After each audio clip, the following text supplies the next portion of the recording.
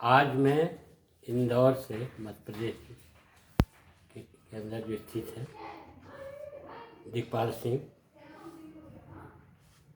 जो पहले कुछ कविताएं यूट्यूब पर हमारी प्रसारित हुई है। अभी कुछ दिन पहले नया दौर, मैली हो गई चदरिया, एक बात कहनी है, करगिल के फूल, उसको सुनने देखने के बाद हमारे शुभचिंतकों मित्रों ने, साहित्य मर्मज्ञों ने आग्रह किया कि आप और कुछ रचनाएं जो समाज के कल्याण के लिए हैं, ये भारत के भविष्य के लिए हैं, भारत की सभ्यता संस्कृति के लिए हैं, उनको आप अवश्य हम तक पहुंचाइए। उस आग्रह के कारण मैं आज अलग अलग 2-3 अलग अलग रूपों में प्रस्तुत करने जा रहा हूँ। कारण कि ये कविता आप सबकी है, समाज की है। कविता में हित छिपा होता है, कल्याण होता है, साहित्य समाज का दर्पण कहा जाता है। ज़्यादा भूमिका न लेकर कविता नेपानगर में जब मैं व्याख्याता रूप में 1962 में आया था, उसी समय मेरी लगभग पहली रचना इसको कह सकते हैं। ये साहित्यकारों का, देशभक्तों का, प्रेमियों का, नेपानगर के निवासियों का, छात्र छात्राओं का, शिक्षकों का, राष्ट्र प्रेमी साहित्यकारों का, सबका प्रभाव पूरा उन्हीं की ये वाणी है, आपके लिए प्रस्तुत कर रहा हूँ। देखिए क्या कविता का शीर्षक है, 1962 के संदर्भ में ही कविता की भावभूमि है। शीर्षक है संघर्ष। संघर्ष शब्द का सामान्य अर्थ कई लोग लगा लेते हैं, लेकिन संघर्ष शब्द का बड़ा व्यापक और व्यवहारिक या अनेक तरह का इसका अर्थ है। Survival of the fittest, Darwin का जो सिद्धांत है वो भी संघर्ष की कहानी करता है। मानव जीवन, प्रकृति, सारी चीज़ों में हर जगह द्वंद्व है। देखिए कविता क्या कह रही है, ज़्यादा इसकी भूमिका न दे करके, ओजस्वी गुण में कविता है, संघर्ष है। कैसा पढ़ रहा हूँ देखिए। तो सदा संघर्षों की ही बात, संघर्ष कविता के शीर्षक का क्या कह रहा देखिए। सदा संघर्षों की ही बात, जहाँ देखो उसकी ही बात, अरे चला करती है दिन और रात, यही मानव के मन की बात। फिलॉसफी, दार्शनिक भूमि देखिए। द्वंद्व चलता रहता, सकारात्मक, निगरात्मक, अच्छे बुरे, तरह तरह की चीज़ें। सदा संघर्षों की ही बात, अरे नहीं तुमको यदि है विश्वास, नहीं तुमको यदि है विश्वास, देख लो अपने उसके अंदर आप, देख लो अपने अंदर आप। क्या है, चला करता है साथ ही साथ विचारों में ही अंतर द्वंद, चला करता है साथ ही साथ विचारों में ही अंतर द्वंद, सदा संघर्षों की ही बात। जगत के कोने कोने में देख लो उसका ही है राज, सदा से आज भी और आगे भी संघर्ष सदा चलता रहेगा, अनवरत चल रहा रहेगा। कैसे, अरे कहीं मानव के साथ, कहीं मानव दानव के साथ, मर्म लोग इतिहास जान रहेंगे, देवता, राक्षस, तरह तरह के मानवी, अच्छे बुरे, सदा की संघर्ष की स्थिति बनी रही है। आगे बढ़ने के लिए, अपने को बड़ा बनाने के लिए, शक्तिशाली बनने के लिए। कैसे, आज अपने ही दिल से पूछ, आज अपने ही दिल से पूछ, चला करता है क्यों संघर्ष, अरे बिना संघर्ष कहो क्या हम नहीं रह सकते धरती पर, नहीं रह सकते धरती पर। कैसे, रे नहीं चल सकता जग पल भर। देखो कवि की कल्पना विचार देखिए, स्थिति यथार्थ देखिए। अरे नहीं चल सकता जग पल भर, बिना संघर्ष एक भी पल।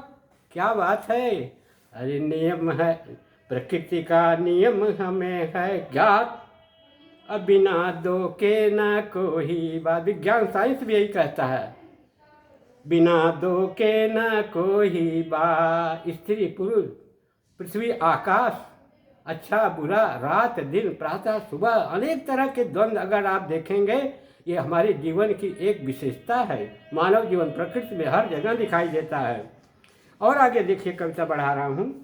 कभी दुख सुख, कभी संध्या, कभी है रात कभी है प्रात, अरे प्रकृति का नियम नहीं नवजात।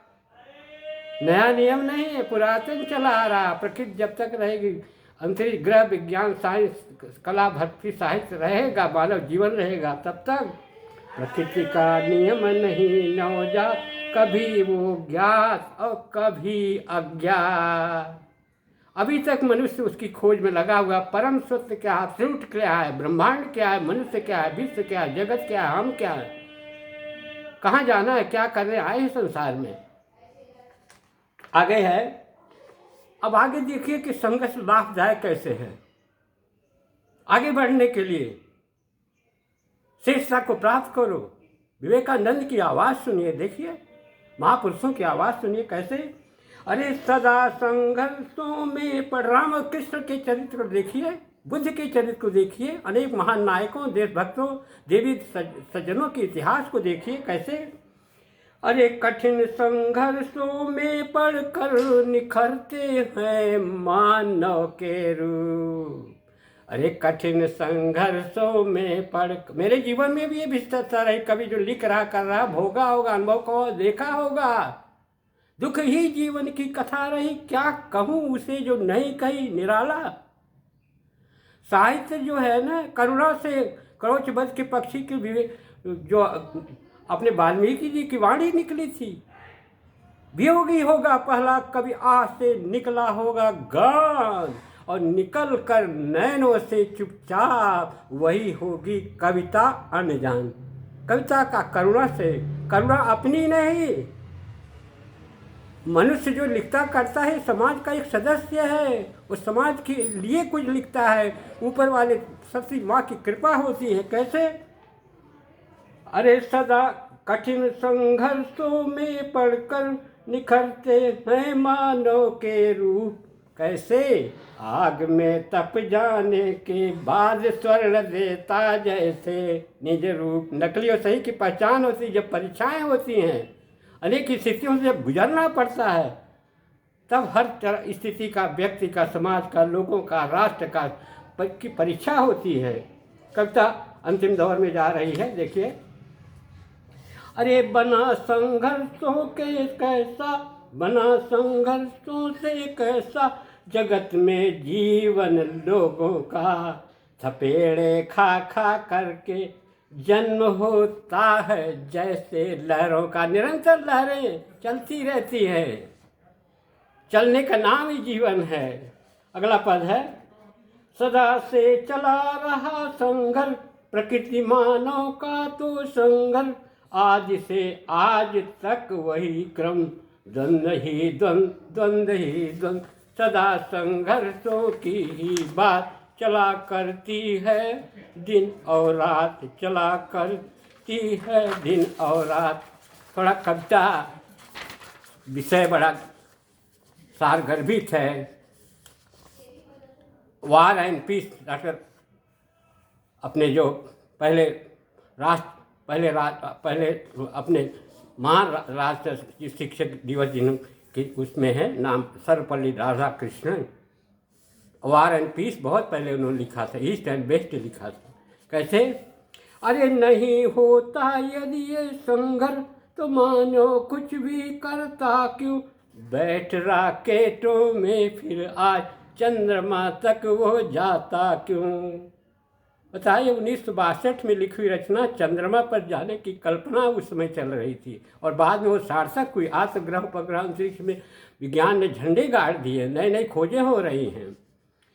आगे बढ़ा रहा हूँ, 2-3 पद और हैं। प्रकृति पर पूर्ण विजय हो प्राप्त। देखो मनुष्य क्या चाह रहा, प्रकृति पर पूर्ण विजय हो प्राप्त, आज के विज्ञान की इच्छा आज, आधुनिक विज्ञान की इच्छा आज, सदा मृत्यु पर भी करके हम विजय दिखा दे, प्रकृति क्या है काम। मृत्यु पर विजय नहीं प्राप्त कर सका है। काल भैरव, भोले शंकर, अनेक देवी देवता, शक्तियों, सबको इस विनाश के उसमें जो जीवन है वो एक दिन सर्कल चलता रहता, आदि अंत का चक्र चलता रहता है। लेकिन कुछ अमर शक्तियाँ रहती हैं, दिव्य रहती हैं, वो कभी मरती नहीं है। कैसे? प्रकृति से जन्मा मानो, अरे प्रकृति को कभी बना सकता। भूगोल का विद्यार्थी होने के कारण से प्रयाग विश्वविद्यालय से शिक्षा प्राप्त किया था। क्या चीज़ है, क्या रास्ता है? भूगोल क्या कहता है? अरे प्रकृति से जन्मा मानो, अरे प्रकृति को कभी बना सकता। क्या रास्ता है फिर? अरे प्रकृति से मेल करके ही जगत में तू इतरा सकता। सदा संघर्षों की ही बात चला करती है दिन और रात। सदा संघर्षों में अब तक हमारा पूरा जीवन व्याप्त, हमारा जीवन पूरा व्याप्त। इन्हीं संघर्षों से चलकर निकलना है हमको ही आगे की बात, निकलना है आगे की बात। अब अंतिम पद पढ़ रहा हूँ आप सबके सामने। मेल मानव का प्रकृति के साथ बनाओ ऐसा एक विचार। नए भारत, विश्व भारत, संसार की हर जगह आजकल ग्लोबलाइजेशन है, मीडिया माध्यम, यूट्यूब, तरह तरह के साधनों से सब एक दूसरे की जानकारी मिल रही है, मानवतावाद आगे बढ़ रहा है। मेल प्रकृति, मेल मानव प्रकृति के साथ बनाओ ऐसा एक विचार। चलाओ जीवन नौका सभी, जियो न जीने दो। चलाओ जीवन नौका सभी, बनी संघर्ष की ले पतवार।